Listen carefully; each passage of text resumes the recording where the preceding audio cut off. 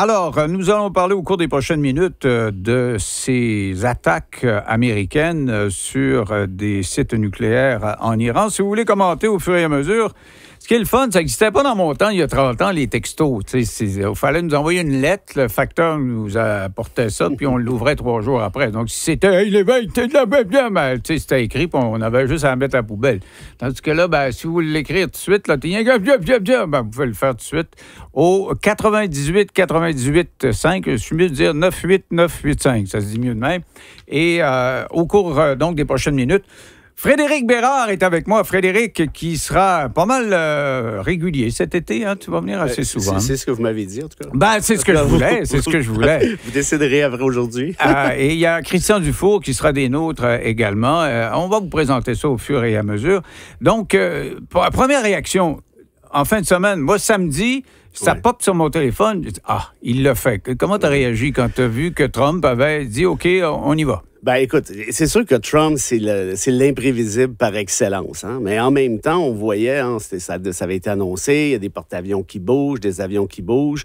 Et on sait aussi que Netanyahou n'aurait pas lancé, en tout cas, d'après moi, n'aurait pas lancé les premières attaques, même préventives, ce qui est n'importe quoi, là, entre toi et moi, sans avoir l'appui exprès de Trump. Il ne faut pas oublier ça non plus. Là. Israël, moi, je suis déjà allé, je les comprends un peu de paranoïa à quelque part. C'est un grain de sable là, au Moyen-Orient. C'est minuscule. Alors, pour que le grain de sable ait donné des claques à la gueule à l'Iran, très clairement, il y avait concertation avec Donald. Maintenant, la question, c'est de savoir, est-ce que Donald allait se lancer lui-même ou plutôt laisser le petit frère donner les claques sur la gueule?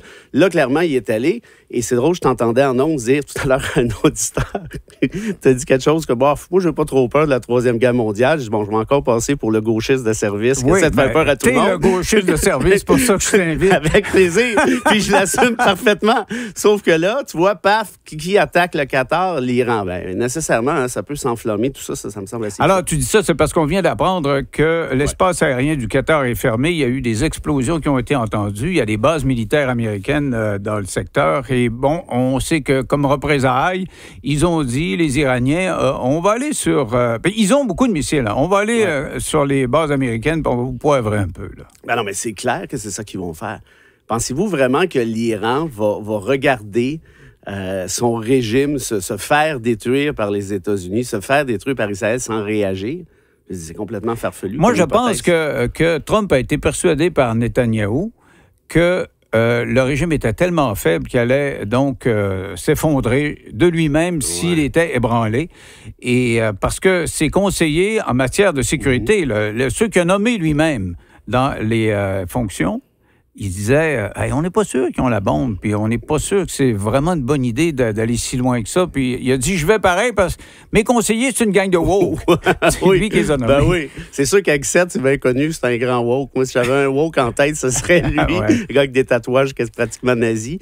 Mais tu sais, il ne faut pas oublier l'autre affaire, c'est qu'il y a une ironie là-dedans.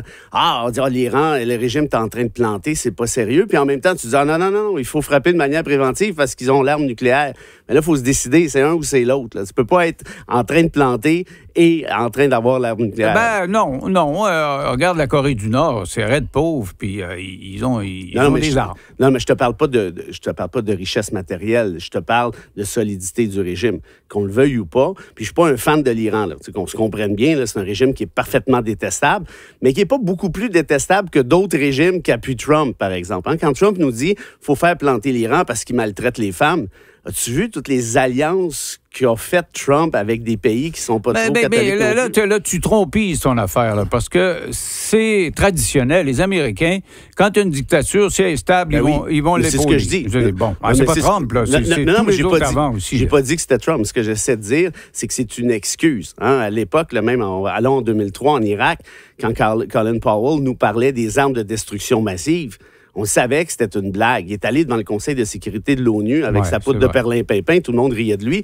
Puis en 2013, il a admis, texto, c'était un mensonge éhonté. On le savait, mais on l'a entendu de la bouche du cheval. Or, aujourd'hui, est-ce que sérieusement, on peut penser que Trump, que ce soit Trump ou un autre rendu là, ça ne change pas grand-chose, pense sérieusement que l'Iran est sur le bord de faire sauter l'arme nucléaire? Honnêtement, je pense pas, surtout avec l'entente de 2015 avec Obama. Donc, tu penses que c'est une excuse, ça, pour attaquer et donc se débarrasser du régime ou juste l'affaiblir? Ou... En fait, il faut reculer un peu. Hein. Netanyahou, là, ça fait 30 ans qu'il se sert de l'excuse de l'arme nucléaire et de l'Iran. Ça fait 30 ans qu'il dit que l'Iran est sur le point de se doter de l'arme nucléaire et faire sauter la planète. Ce que fait Trump actuellement, c'est faire plaisir à son chum Bibi, là. C'est ça qu'il est en train de faire. Bibi, il dit, regarde, moi, j'ai besoin d'expansionner, si je peux dire, mes visées au Moyen-Orient. J'ai besoin de toi. On va faire planter l'Iran. Les autres vont avoir peur. C'est ça qui est en train de se passer, à mon sens. OK, bon, tantôt, tu dis, tu riais quand tu m'entendais dire que j'avais pas peur de la Troisième Guerre mondiale. Dis-moi pas que tu as peur de la Troisième Guerre mondiale à cause de ça. Absolument. Oui. Ah, oui? Ben, j'avais peur avant d'entrer en Donne-moi le scénario, là. Hein? Les Chinois s'associent aux Iraniens puis aux Russes, puis ils se mettent à lancer des bombes. Là, c'est parce que... Non, attends une minute. La question, c'est pas de savoir est-ce que ça va arriver. La question, c'est de se dire, est-ce qu'on joue dans une poudrière actuellement, oui ou non? Là, on sait que la Russie serait du bord d'Israël, hein, ce qui est quand même... Pas nécessairement. On ne sait pas trop de quel bord ils sont pour l'instant. Non, mais c'est ce que Poutine a dit récemment. On a beaucoup de Juifs, des Russes, des Juifs russes en Israël. L'autre affaire, c'est qu'est-ce qui va se passer avec la Chine? La Chine, l'Iran, l'Inde. En d'autres termes, tu t'en vas jouer dans une espèce de poudrière qui, je vois pas comment ça peut bien finir de un, puis de deux, tu le fais pourquoi? C'est quoi les objectifs réels de Trump? Et, tu sais, il faut se ramener aussi un peu dans l'espèce de contexte où, quand tu commences à jouer avec l'arme nucléaire, ben ça prend juste un doigt sur le piston, puis ça fait boum. Puis après mais je suis d'accord. Il y a quelqu'un qui nous écrit, M. Lévesque, s'il vous plaît, 15 du pétrole de la Chine provient de l'Iran. Déjà, ils sont en partenariat, et la Russie également. Être allié économique, puis déclencher une troisième guerre mondiale, il y a quand même une marge. Là, on s'entend-tu? OK, mais disons que la Chine est ben chum avec l'Iran. On peut partir de cette prémisse-là.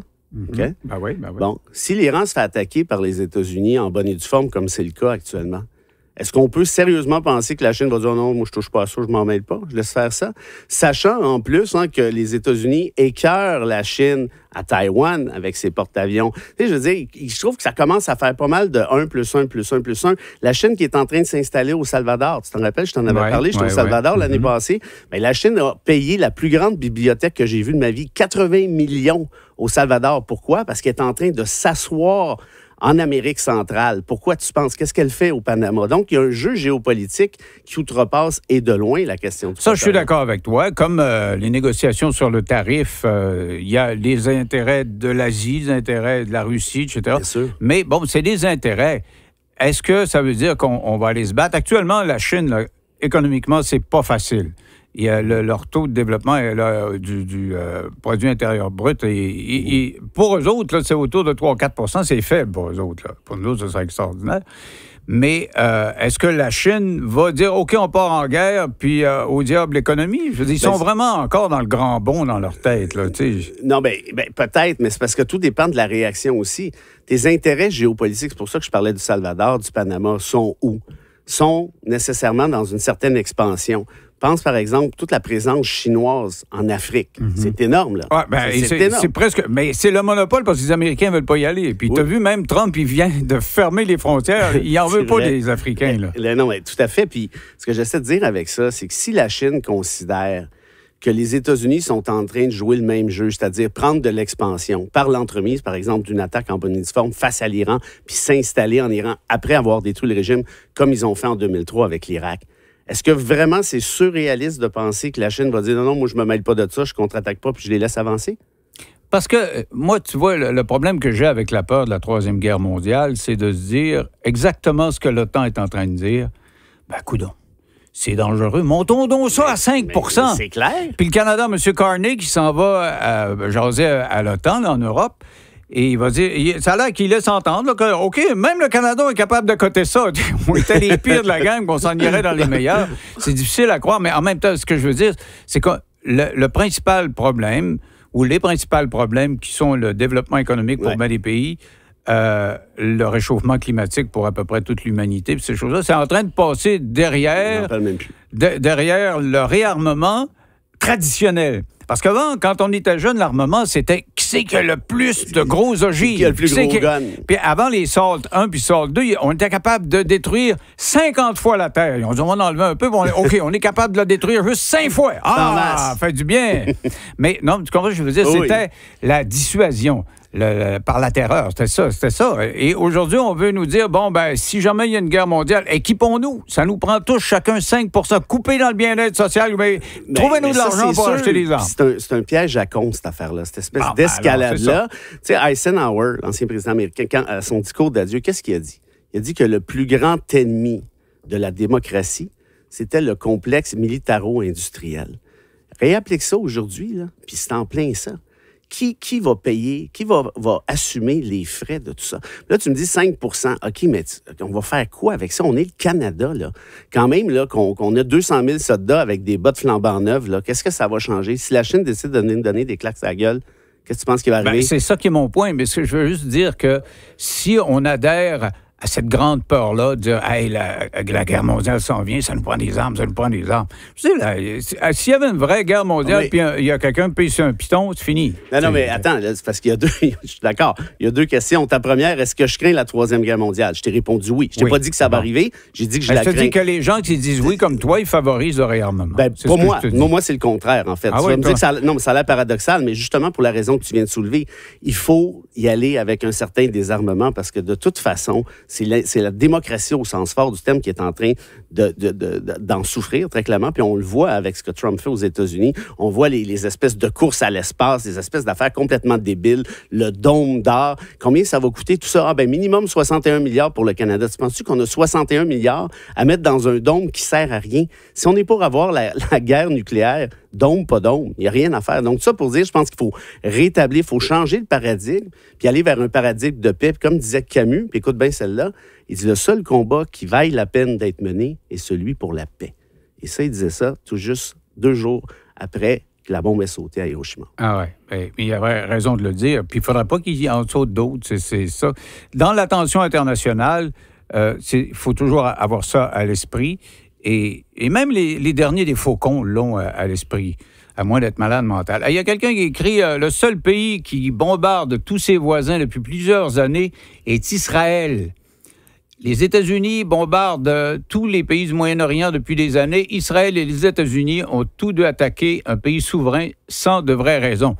C'est vrai que, à part la peur de dire qu'il y a quelque chose qui s'en vient, puis c'est une peur qui est venue du fait qu'on ne surveillait plus, puis on ne surveillait plus parce que Trump avait déchiré le contrat qu'Obama avait signé avec les Iraniens pour contrôler l'utilisation de l'uranium enrichi. Le résultat, c'est qu'on ne sait pas trop pourquoi ils l'ont fait, mais ils l'ont fait. Oui, exact. Puis là, on est un peu dans une espèce, passe-moi l'expression, de no man's land. Obama avait réussi à calmer le jeu, je pense, en 2015. Là, aujourd'hui, on n'est pas trop sûr de. Puis je comprends la crainte. Hein. On ne veut pas nécessairement que l'Iran ait l'arme nucléaire, de toute évidence. Aux États-Unis, as-tu vu les sondages? Les gens républicains, démocrates, n'importe quoi. Le peuple américain était contre la possession de l'arme nucléaire par les Iraniens. Vraiment largement, 75-25. Mais est-ce qu'on attaque pour autant? C'était moitié-moitié. Oui, mais tu sais, ça, ces sondages-là, si tu veux mon avis, là, ça vaut pas grand-chose. Tu demandes à un Américain, toi, es-tu d'accord avec ça que l'Iran ait la bombe nucléaire? Pourquoi il te répondrait oui? Pense-y 2 minutes. Attends. J'aimerais ça qu'il nous la garoche en premier. Je voulais juste te démontrer que, justement, parce que peut-être que c'est logique de penser qu'ils n'ont pas d'affaire à avoir la bombe nucléaire, mais autant ils trouvent que c'est pas logique de l'avoir, autant il était divisé moitié-moitié sur le fait d'attaquer les Iraniens pour pas qu'ils l'aient. Là, c'est drôle, parce qu'il y en a une sacrée trolley qui a voté Trump en disant « c'est le président de la paix ». As-tu vu son tweet? Pas long, là. Ça fait 3 mois qu'il est là, 4 mois. As-tu vu son tweet? C'est pas son tweet, mais son Social Truth, où il disait... Comment ça se fait il s'appelle Trump, comment ça se fait que Trump pas eu le prix Nobel pour les négociations en Afrique? Comment ça se fait que Trump n'a pas eu le prix Nobel pour ce qu'il est en train de faire en Europe? Pourquoi? Bon, il y a une énumération, c'est long de 25 lignes. Et là, il fait sauter la bombe. Je pense qu'il a mis un terme à ses aspirations où il dit que c'est un geste de paix exceptionnel que d'avoir envoyé la bombe. Les Trumpistes, là, les vrais Trumpistes, là, tu peux leur faire croire. Il est capable de leur faire croire n'importe quoi. Là.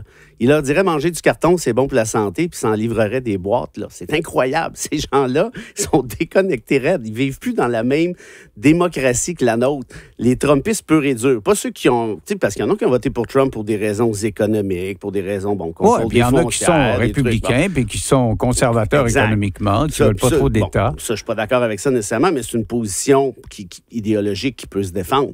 Mais d'aller voter pour Trump en pensant qu'il allait mettre fin à toutes les guerres qui existent, et là, eux autres, ils l'ont sur la gueule. Là. Ça puis le prix des œufs, là, je veux te dire, c'est une pas. Mais il n'en parle plus du prix des œufs. Non, mais t'en parlerais-tu, toi? Non, c'est ça. Justement, il ne parle plus non plus d'immigration, parce que c'est spécial. Sous l'administration de Trump, ce qui est un méga sujet, en quelques minutes, ça se retourne, tout le temps. C'est incroyable. À un moment donné, tu parles, je sais pas, de midi à 3 heures, une conférence de presse qu'un tel a fait, et puis là, ça change complètement parce que Trump dit ou tweeté ou fait quelque chose. Alors, sur l'immigration, qui était le centre de la discussion nord-américaine à cause de la présence de la Garde nationale et même de Marines qui étaient en Californie, on n'en parle pratiquement plus. Si on va faire une pause. Et au retour, on va parler justement de cette façon de procéder de l'ICE et de cette police qui se cache la face derrière un foulard après la pause. Avec moi, Frédéric Bérard, constitutionnaliste, comme disait mon ami Gilles Proulx. Dis-moi, Frédéric, tu voulais parler de ICE, c'est donc ce département pollution. Je ne sais pas trop ce que c'est exactement. Ce sont des effectifs qui ont un pouvoir d'interpeller les immigrants illégaux. Et comme je disais tantôt, on en a beaucoup parlé au cours de la dernière semaine. Arrive ce qui est arrivé en fin de semaine, on n'en parle plus. Mais qu'est-ce que tu veux nous dire là-dessus? Ben, écoute, tu sais, ICE, à mon sens, c'est beaucoup plus une milice qu'autre chose. Un corps policier, il faut qu'il y ait la loi derrière lui. Hein? Parce qu'il faut le rappeler, là, pour ceux qui ne s'en rappellent pas, là, la Californie a vibré au son de ICE parce qu'ils sont mis à faire... Il y a eu vraiment une offensive particulière et ils arrêtaient unilatéralement ce qu'il y avait d'immigrants. Ils entendaient parler espagnol, des Mexicains, ils arrêtaient. Il y avait comme des rafles. Et là, il y a des immigrants qui ont dit c'est assez, ils ont manifesté, les légaux comme les illégaux. Et le président Trump a décidé d'envoyer la Garde nationale. Puis, après, des Marines. Finalement, ils sont-ils encore là? Non, apparemment que ça s'est calmé. Ils sont venus, là. Non, mais les immigrants, je sais, mais les Marines... Non, ben, moi, j'ai compris qu'ils sont partis. Okay. Ben, en tout cas, je ne sais pas s'ils sont partis formellement, mais il ne se passe plus rien. Puis c'était des manifestations qui étaient pacifistes, là, à 98 % essentiellement. Là. Trump s'est servi de ça pour aller mater, pour lancer un message. Comme par hasard, c'est un État démocrate. Et il a même annoncé qu'il allait faire arrêter le gouverneur de l'État. Hey, c'est pas des mots de farce. C'est vrai. Pour ceux qui hésitent encore à savoir si Trump, c'est un fasciste, mais là, je vous le dis en mille, oui, c'en est un. Mais ses partisans disent tout le temps, mais Trump, c'est Trump. C'est pas parce qu'il dit qu'il le fait. Trump, il dit n'importe quoi, mais Trump, il fait pas n'importe quoi. Trump, c'est un fasciste, il agit en fasciste. Puis, je veux dire, non, mais moi, un trait fascisant que Trump n'a pas. Je sais pas s'il est fasciste. Il est autoritaire. Il aimerait ça être roi. Il y a quelqu'un qui dit, pour comprendre Trump, c'est un livre que mes filles m'ont donné, là, que je m'apprête à lire sur la psychologie de Trump. Pour comprendre Trump, il faut se rappeler nos années quand on avait 6, 7, 8 ans, où tout marche par l'émotivité puis la réaction, la réactivité. Alors, est-ce que vraiment il est fasciste, réfléchi, voici ce que je vais faire? Je ne dis pas qu'il réfléchit, mais laissons tomber, si tu veux, les analyses psychiatriques. Regarde ce qui se passe. Comment va la liberté d'expression actuellement aux États-Unis? Comment va l'État de droit de manière générale? Le ICE, là, si on vient à ça, là, ils sont même pas identifiés. C'est une gang de douchebags qui débarquent avec des foulards d'en face. Ça, j'ai de la difficulté à l'avaler. C'est la police, puis la police... mais eux, ils disent, on se cache la face parce que si il y a des gens qui nous reconnaissent, ils peuvent nous lancer des roches, mais il y a des gens qui sont pas contents. Ils peuvent vous en lancer quand même s'ils ne vous voient pas la face. Mm-hmm. Et là, d'ailleurs, il y a une révolte qui est populaire. Écoute, ils arrêtent des gens qui sont citoyens américains, parfois, parce qu'ils sont un peu trop foncés. Ils sont allés jusqu'à arrêter des Autochtones en Arizona. Ils ont voulu les expulser du pays, des Autochtones, en disant, mais vous n'avez pas vos cartes. J'ai pas mes cartes parce que je suis autochtone. Après ça, ils s'en vont, écoute, dans les écoles pour enfants, primaires, secondaires. Ils vont arrêter des immigrants dans les salles de cours, dans des palais de justice, avant même qu'il y ait des auditions. Quelle est la légitimité de ces gens-là, de un, puis quelle est la légalité de l'organisation comme telle? Le ICE, actuellement, là, agit à l'extérieur du cadre de la loi. Puis c'est ça qui est important de comprendre. Rappelle-toi quand ils ont expulsé les Vénézuéliens vers le Salvador. Tu te souviens de ça? Il y en avait une couple de centaines. Il y a eu une ordonnance judiciaire qui disait « Vous n'avez pas le droit de faire ça ». Qu'est-ce qu'avait dit Musk et compagnie? Bien, trop tard, là, on l'a fait, ils sont partis. En d'autres termes, quand tu as une présidence et sa gang qui décide de ne pas respecter la loi, tu as un corps policier dont on ne connaît pas trop les modalités, qui agit donc en violant la loi. Il arrête des gens sans leur dire pourquoi, là. Il sépare des femmes, des enfants, des femmes, des bébés naissants, là, on le voit. Là. Puis là, tu as la population qui débarque dans la rue puis qui crie « shame, shame », c'est-à-dire « honte, honte à vous, le ICE ». Mais quand tu as tout ça qui arrive, est-ce que tu peux en vouloir justement à cette population de ne pas respecter le pouvoir policier comme tel? C'est ça la question qui se pose. Parce qu'un État de droit, là, c'est pas tomber dans les avocasseries, mais ça tient à quoi? Ça tient pas à grand-chose. Ça tient notamment à une affaire, le lien de confiance qu'on a envers les institutions. Si le président décide, il n'y en a plus d'institutions qui tiennent. Je m'en fous, moi, du pouvoir judiciaire. Je m'en fous de la loi. Est-ce que tu peux réclamer à la population de respecter cette même loi-là? La réponse, évidemment, c'est non. Ça devient difficile. Et là, on est sur le point, moi, je te le dis, tu as un point d'ébullition où ça pourrait très mal finir. Regarde l'ampleur des manifs, que là, on parle de Los Angeles, tu as raison, mais à New York, dans à peu près tous les États démocrates, hey, ça brasse sur un moyen temps. Et là, le ICE, il y a plein de vidéos là-dessus, vous pouvez aller voir Instagram, le ICE souvent recule parce qu'ils disent, OK, là, on n'est pas équipé. Mais la réalité, c'est que le ICE n'a même pas le droit d'être là. Tu mets des gens en prison pendant des 10 jours, 12 jours, 15 jours. La Canadienne, tu te souviens, ça, c'est au début, c'est en février. Oui. Elle s'est fait canner à San Diego. Elle s'est ramassée dans une prison en Louisiane, si je ne fais pas erreur. Elle dit, pendant 2 semaines, j'ai couché dans une espèce de sac en aluminium, à peu près pas mangé, ainsi de suite. Et surtout, je ne savais même pas pourquoi j'étais là. On ne m'a jamais dit la raison de mon arrestation. Tu sais, en droit, il existe un concept qui est vieux comme la Terre, en 1215. La Magna Carta, c'est pas neuf, 1215. Jean Santerre. Bravo, bravo. Ben, dans la Magna Carta, le plus vieux droit fondamental a été inscrit, puis c'est quoi? C'est l'habeas corpus. C'est quoi l'habeas corpus? C'est le droit de faire contrôler la légalité de ta détention. Si tu es en prison, tu dis, hey, qu'est-ce que je fais ici? Pourquoi Trump, il dit, c'est bien beau les grands principes, mais il a l'appui de la population là-dessus. On a laissé rentrer des illégaux. On veut les ressortir. Et là, il a été élu là-dessus. On ne peut pas dire qu'il s'est caché dans son programme. Et en France, c'est un peu la même logique. En Allemagne, comment tu fais, dans ton environnement très légaliste, là, mettons qu'on raisonne comme ça, comment tu fais pour faire sortir ceux qui n'ont pas d'affaires là? Ben, tu vois, est-ce que tu les tolères tout le temps ou tu... c'est vraiment une bonne question que tu poses. Là. Parce que Trump, il dit, je ne suis pas pour faire un procès par... si j'en sors 5 millions, on va faire 5 millions de procès. On ne peut pas faire des procès à tout le monde. Hein? Donc 5 millions de procès. On va y aller par moton. Hein? Puis s'il y a des innocents, c'est pas grave. Qu'est-ce que tu veux faire? Des motons de procès. Oui, des gros motons de procès. Puis, écoute, de procès. Mais là, je t'arrête tout de suite parce que là, vu qu'on va passer l'été ensemble, je vais clarifier un truc immédiatement. Quand tu dis dans ton univers légaliste, je sens tout le mépris et la condescendance dans le ton de ta voix. J'aimerais dire ceci. Un État de droit, là, c'est pas un caprice d'avocat, là. Un État de droit, c'est la base d'une démocratie. Un État de droit, c'est quoi? T'es obligé de suivre les règles du jeu. Toi, tu veux pas que les politiciens suivent les règles du jeu? Moi, j'aimerais ça, qu'ils suivent les règles du jeu. Quand Trump te dit, moi, je m'en fous de la loi, mais c'est parce que la loi qui a été adoptée au Congrès, toi, ça te dérange pas? Ah, ben c'est ça que le peuple veut.